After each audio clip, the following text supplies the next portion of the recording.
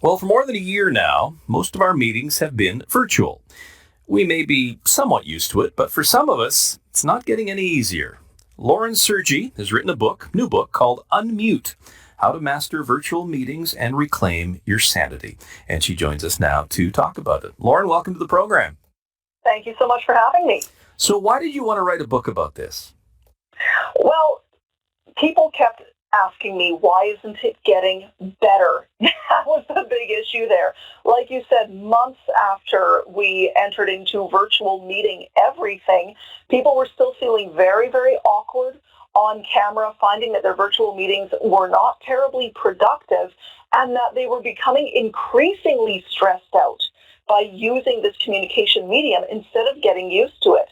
So I wrote the book as a way to help people really understand what makes virtual meetings different, get some solid, practical ways of making their meetings better without, having to change their office into a full production studio, and also have a little bit of a laugh as we sympathize about the absurdities of virtual meetings, because we're all going through the same thing. Yeah.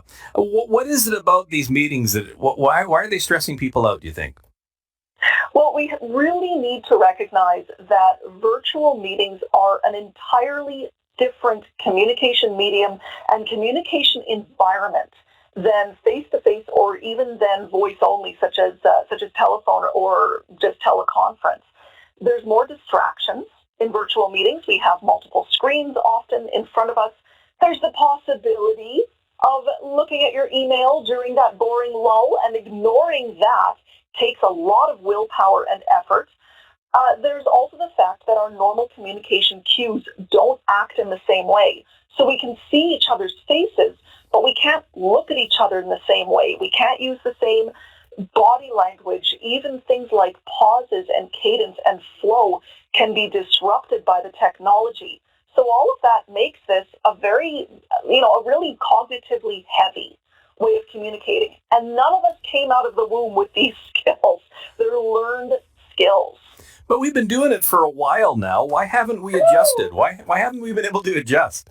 Partially, I think, because even though we know that it's different, it can be really hard to pinpoint the subtleties of what makes it different. And if you're not familiar with, the bits of communication psychology in terms of how our brains work when we're speaking to one another, it's hard to say, oh, well, this is why I want to put in all of the effort of looking directly into the camera lens. Or, okay, this is why I can't stack my calendar as full of meetings as I would like to. So awareness is a really big aspect of it. But the other aspect is that if all your meetings are bad, if you're not having any good meetings, then you don't form any positive associations with the medium. And then using virtual meetings, just the thought of it itself gets your heart rate up, becomes stressful. And that means it takes extra effort to dig yourself out. Okay, so what advice are you giving to companies? Well, a really big one, is to stop overscheduling the meetings. I mean, overscheduling meetings has been a corporate problem probably for millennia, for as long as corporations and organizations have existed. But the difficulty with virtual meetings is that it's so easy. A quick little click, and you've bounced from one meeting straight into the other. You don't even have to get your butt out of the chair. And that leads to stuffing too many meetings into too small a slot. Right. We've also fallen into a terrible habit of using virtual meetings as a way of checking in on one another, kind of to see that other people are working and to show them that we are working, which leads to too many pointless meetings. Yeah. So is there a sweet spot? I mean, when it comes to the number of virtual meetings? I usually recommend being on camera for no more than a couple hours a day for anyone. But the sweet spot is going to vary from individual to individual, so you do need some flexibility. What I find is really helpful is, instead of saying I will only schedule this many meetings a day, saying I'm going to give myself at least half an hour in between each meeting, because that's going to really reduce the time you are available, and it's going to give you more breathing space in between the meetings to collect your thoughts, to follow up, to go to the bathroom, and that can dramatically decrease the stress. I don't know if I dare even ask this, but what are some of the mistakes people make in virtual meetings? We've seen some. Oh, yes. We see many all the time. Probably the most common one is still the camera angle. We're looking at people's noses, or we only see the top of their heads floating around to the bottom of the screen.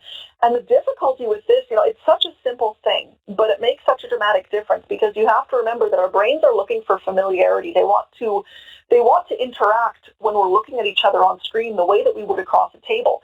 And we would never look at one another from those angles. So it's hugely distracting. It kind of freaks our brain out a little bit. So please, raise your camera to eye level, grab some textbooks, stick them under your laptop, and jack that thing up. It is really important.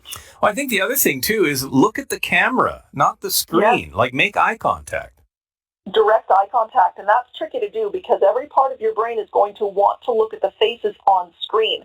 So you have to train yourself into the habit of finding the lens, put a big arrow next to it, make it easy for your eyeballs to find, and then regularly looking at it. So I'll look into the camera lens for 30 seconds and then spend 2 or 3 seconds checking in with the faces on the screen to measure their reactions, then back up to the camera. This is something you need to thoughtfully and habitually do. Is there something mental happening there in terms of feeling like we're being seen?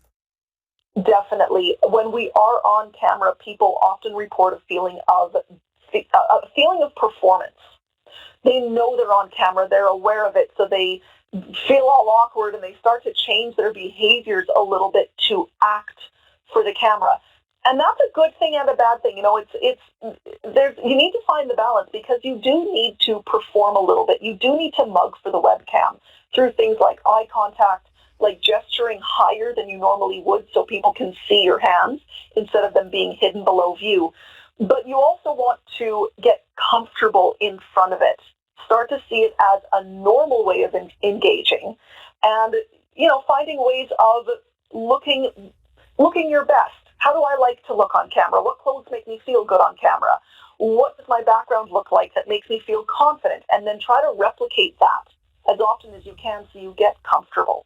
A lot of people think this will be a thing of the past. I'd be interested to know your take that, as we get to the back to air quotes normal, is this going to be relevant going forward, do you think? Absolutely. There is not a chance that this is going to fade into the background. We're going to be doing more in-person stuff, of course. The webcam will never replace in-person. It's just that it's a different method of communicating. And there's a lot of consumer demand for this, to be able to see the person that you're talking with, to be able to make more of a relationship with them, because you can now put a face to the name or a face to the voice. And we have to recognize that the webcam opens us up to much broader reach in our activities and in our businesses. It's a wonderful, wonderful tool. So it's going to be around for the long haul. Really, I think the pandemic accelerated where we were going with virtual meetings by about 3 to 5 years in terms of their universal uptake. So the genie is out of the bottle. We are not putting it back. Where can people find Unmute, Lauren? At their favorite online book retailer. So whether you like Chapters, whether you like Chapters Indigo, I should say, or Amazon, it's easy to find online. Go to your favorite retailer. You can find it there. Appreciate you talking with us today, Lauren. Thank you. Thank you so much. That was Lauren Sergi. She's a communications expert and author of Unmute, How to Master Virtual Meetings and Reclaim Your Sanity.